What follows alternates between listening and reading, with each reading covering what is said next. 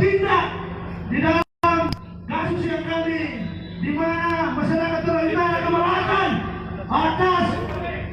alat voting yang dipakai untuk dalam pemilihan kepala desa atau Lembang di Toraja Utara. Tentunya kami turun ke jalan karena ada hal yang kami rasa bahwa di dalam penggunaan alat voting ini ada hal yang fiktif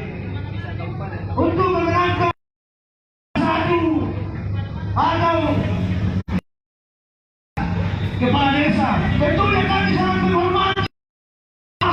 daripada kepala desa yang tidak terpilih, namun tentu karena kami alat voting ini ada sesuatu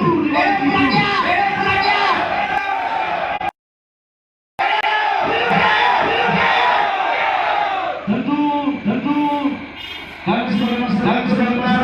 Utara sangat menghormati Bapak Ibu di mana rakyat untuk menangani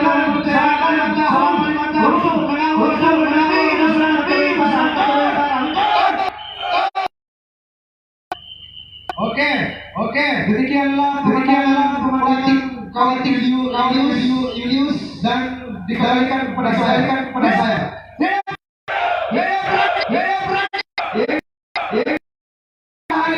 Hari ini di mana masyarakat Toraja keberatan atas alat voting yang dipakai untuk dalam pemilihan kepala desa atau Lembang di Toraja Utara. Tentunya